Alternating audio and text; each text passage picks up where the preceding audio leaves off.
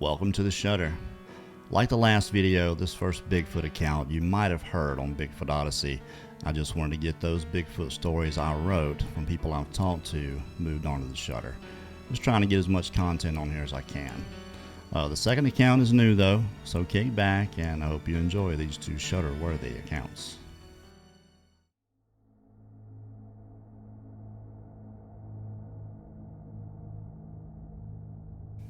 About 8 years ago, my husband and I lived in a double-wide trailer on 10 acres of land his parents gave us. It was just right for us, set up on a hill with a 2-acre pond, a barn, and a 9-row garden I spent most of my days in.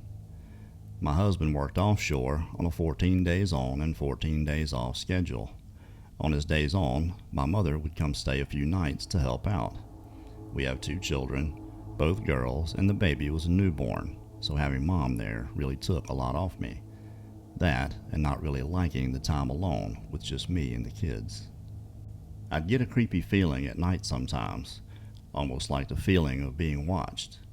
Every evening around 7:30, I'd take the baby to her room, put her in the crib, and sing her to sleep with a few lullabies. Sometimes while I was singing, I could hear what sounded like moaning and cooing coming from outside. I'd stop singing to look, but having the light on in the bedroom made it where I couldn't see that well out the window, and I never saw anything. It didn't happen that often, but it was often enough for me to tell my mother. I could tell about where it was coming from. There was a stand of small pine trees about 30 feet from the house in the back between the barn and the trailer. It had to be coming from there. We decided one day we wanted to catch whoever or whatever was doing it. I told my mother that when I put the baby down, she could go to the back bathroom and look out. There was a street light my husband had put up by the barn, and it backlit those pines enough that she should be able to see if anything is there while I'm singing. It had been about a week, but the time finally came. Mom was staying over, and it was time to put the baby down. Mom went to the bathroom with the light off and set up to see if she could spot the source of the noise. I started singing, and sure enough, the whining moan and cooing began. I just kept singing, thinking if Mom spots whatever it is, she'll come in and tell me.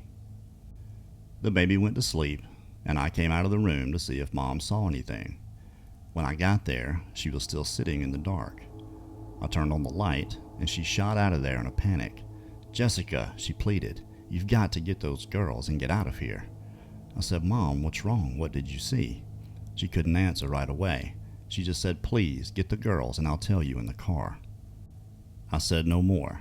If Mom was this upset, I knew something was wrong. I got the baby and she got our 3-year-old, and out the door we went. We got the baby situated and started down the road. My mother was shaking badly.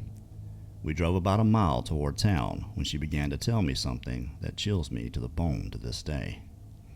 She said, "When you started singing, I could hear the cooing sound right away, and it did sound like it was coming from the stand of pines. I squinted and scoured the area from one side to the other, but couldn't see anything. I could hear it clearly, but saw nothing. That is, not until it moved." Between the baby's bedroom window, where I was, and the back bathroom, where Mom was watching, was a 15-foot-tall Leyland cypress tree we planted 3 years before. She saw the movement out of the corner of her eye, and there behind the tree from the baby and me, standing just 4 feet away from her, was a huge, hair-covered, man-like creature with its back to her. She said it was as tall as the eave of the trailer, about 9 feet. She said I was instantly stricken with fear, but she somehow got the courage to move and stepped back toward the toilet, sat down, and waited till I came and got her. She said she didn't want to make a sound and clue that thing into where she was. She described it as being tall and black and covered with hair, with a few bare spots on its back and shoulders.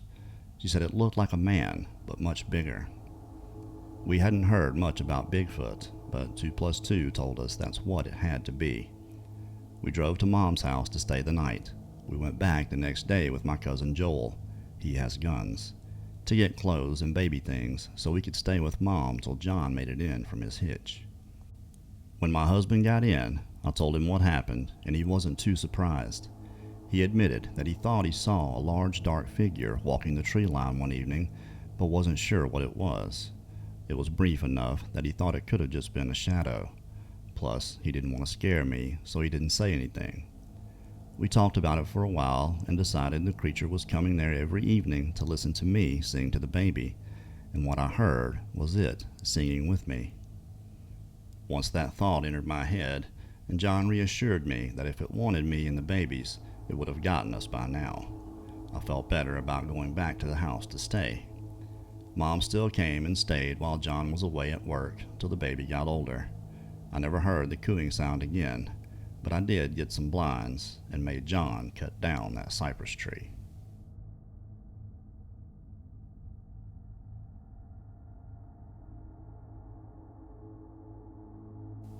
Growing up, I lived in the middle of the woods. No neighbors for about a mile on each side. We owned 60 acres of forest, then swamp after that. So basically, I lived in the middle of nowhere. One summer, when I was about 14, I was out in the middle of the woods playing with my dog. I'm an only child, and both of my parents were out of town. When I kept feeling something hit my elbow, I'd go to throw Max's ball, and the bump would make me throw it almost straight up.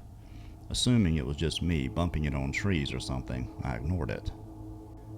After the fourth or fifth time it happened, I thought, well, this sucks. I'll just go home. Walking back, I felt uneasy, but I knew I was just freaking myself out because we were alone. About an hour later, Max and I are at home on the couch when the garage door opens and he starts barking viciously. I hop up to let in Mom or Dad, even though they were home really early. I peered through the peephole and saw the door was still shut and no one was in the garage. Quieting Max down, I opened the door slowly and called out for my dad. Nothing. No response at all. So I got out to check the door and it's still locked. Weird, but oh well. Max heard it, so at least I know I'm not crazy. About 20 minutes later, I hear the door open again, and this time Max starts growling like crazy. I quiet him down again and just assume it's the wind or something making noise, even though by this point my heart is racing. I hear footsteps come up the stairs and think, oh geez, Dad really is home this time. I hop up and run to the door. The handle starts to jiggle, so I run faster to let him in. I peep through the hole, and even though my hand is loosely around the jiggling handle, there's no one on the other side of the door. Terrified, I go hide on the couch with all the lights on. Max is still growling. About an hour after that, I start to feel a little better, even though I'm still terrified. Then I hear the door handle jiggle again. This time it was Max jiggling it. He needed to go out, and the only way outside is through the garage. I thought, oh great. I literally sprint with him to the kennel, and as I'm standing in there, I decide to ask this thing questions to make myself feel better, because I knew it wouldn't answer me. Thinking about what to ask, my eyes are drawn to the huge heavy oak door on the kennel. It was always open because it was too heavy for me to move easily. I said, okay, ghost, if you're real, you'll shut that heavy door. A minute goes by, and nothing. Max is still sniffing around. I turn around to yell at him to hurry up, and then from behind me I hear, click. I whipped around and saw the giant door had swung shut and latched. Okay, clearly that was just the wind. It wasn't really windy, but it was the wind, for sure, had to be. I proceed. Okay, ghost, that was the wind. If you're really real, you'll open this massive door back up. I wait a minute, and nothing.